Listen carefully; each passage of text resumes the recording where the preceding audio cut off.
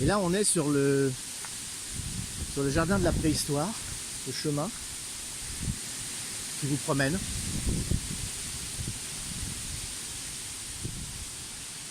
Alors c'est bien pour venir en famille, en couple, seul, avec ses enfants. Vous avez plein d'activités aussi. Les écoles viennent souvent en classe de préparation ou en classe verte comme ils disent. Voilà, ils ont créé des lieux pour que les classes puissent travailler aussi. Et tout ça a été fait de leurs mains. Hein. Ils viennent le week-end. Là aujourd'hui il y a beaucoup de vent, je ne sais pas si vous m'entendez beaucoup.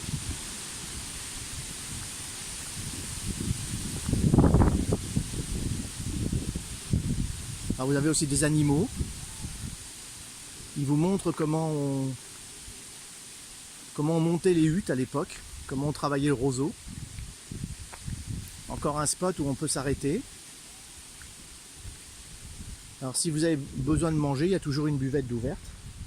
Donc c'est super sympa, vous pouvez venir manger après ici, vous protéger si des fois comme aujourd'hui il y a un peu de pluie. Et là-bas vous arrivez au pas de tir. Et vous vous renseignez sur internet, mais il y a des fois des animations où ils vous apprennent à tirer avec des lances spéciales qu'ils utilisaient donc les hommes de l'époque pour chasser le mammouth. Voilà, vous avez le pas de tir là-bas. Et là on peut continuer. On peut continuer. Alors, vous voyez, ils ont essayé de garder l'aspect roseau. Voilà, c'est assez extraordinaire. On se croirait vraiment à cette époque, la préhistoire.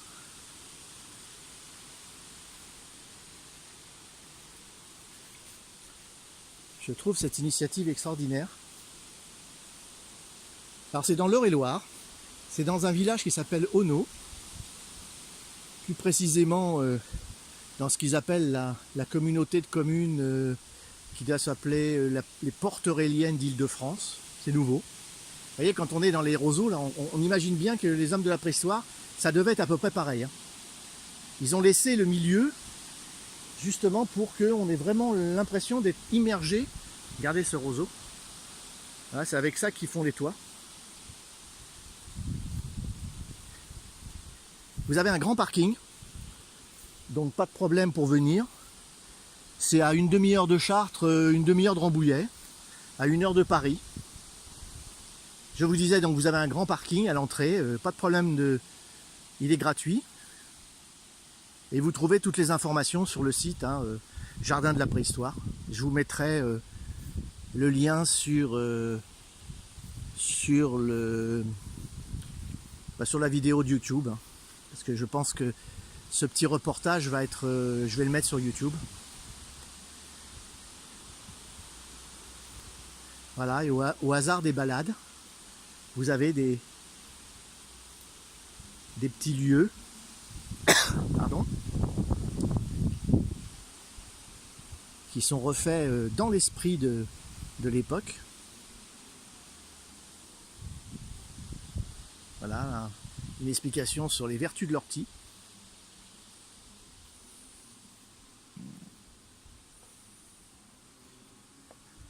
Là on croise, voilà, vous pourriez croiser ça à l'époque de la préhistoire.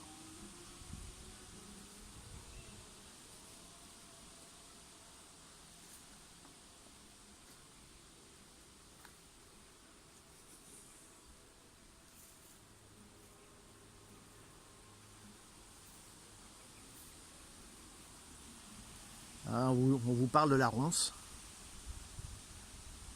Voilà, la bonté sous un manteau d'épines, c'est comme ça qu'il l'appelait. Qui ne connaît pas la ronce et ses délicieuses mûres et ses épines accrocheuses. Voilà, il y a plein de choses à apprendre.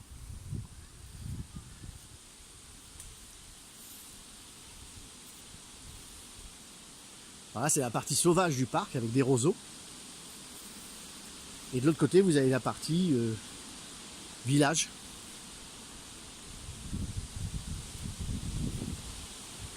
Alors aujourd'hui, ils ont invité des artisans.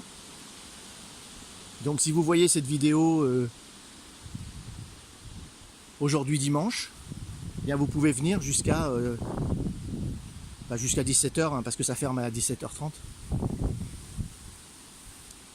L'entrée est gratuite, libre aujourd'hui. Voilà un habitat sur pilotis. Tout refait comme c'était à l'époque. Voilà comment, voilà, là vous vous rendez compte comment habitaient nos ancêtres. Hein. Regardez, je vais vous faire rentrer dedans.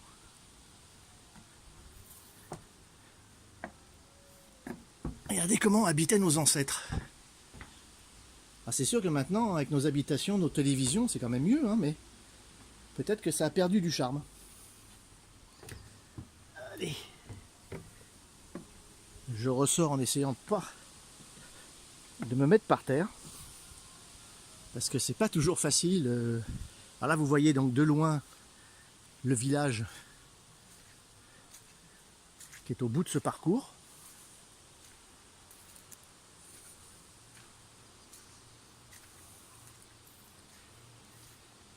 Alors si vous êtes autour de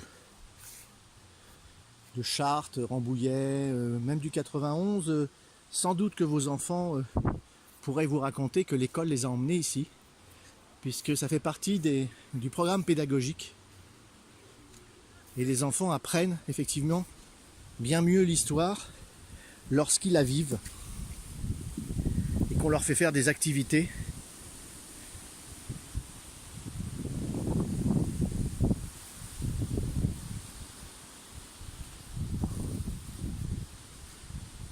Par exemple, là aujourd'hui, ils ont ramené un pressoir, un vieux pressoir ancien. Des bénévoles ont amené des pommes de leur jardin et on montre aux visiteurs aujourd'hui de tout âge comment on faisait du jus de pomme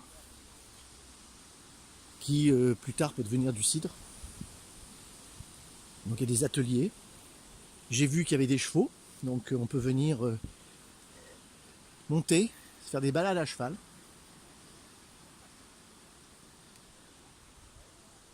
Voilà, on se rapproche du village et on retrouve un autre style d'habitat.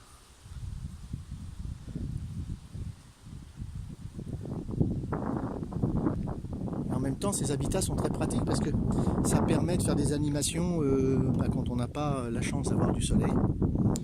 Donc pour les classes, par exemple, eh bien, les professeurs peuvent faire des animations tout en étant à l'abri.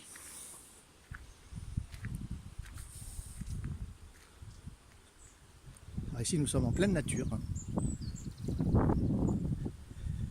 C'est un désavantage, parce que la Beauce est souvent un pays très plat.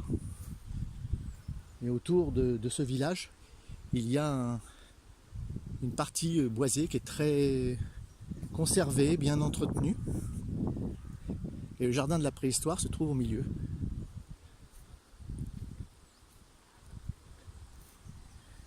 Voilà, si vous regardez là-bas, vous avez une grande maison commune qui a été refaite depuis pas mal d'années, donc qui traverse bien le temps.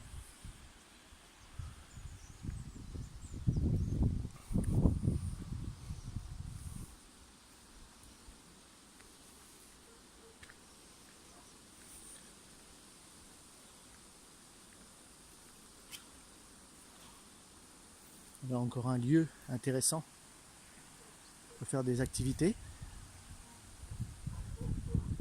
Là, on vous parle de néolithique.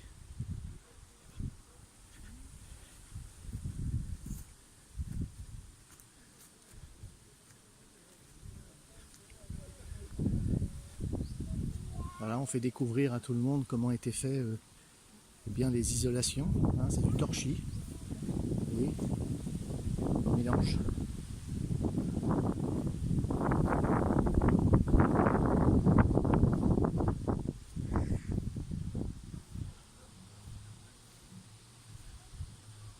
Voilà, alors pour ceux qui voient cette vidéo aujourd'hui, vous pouvez cordialement venir, c'est entrée libre jusqu'à 17h puisque ça ferme à 17h30.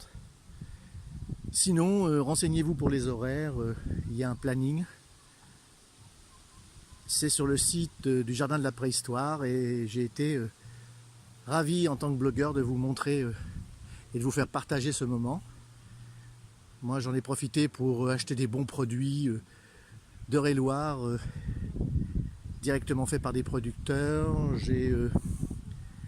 Qu'est-ce que j'ai fait? Oui, j'ai mangé aussi avec des copains, on s'est retrouvés avec des copains, donc tout le monde parlait effectivement de l'avantage de la nature, de se retrouver dans la nature. Voilà, là c'est pas simplement en parler, c'est le ressenti.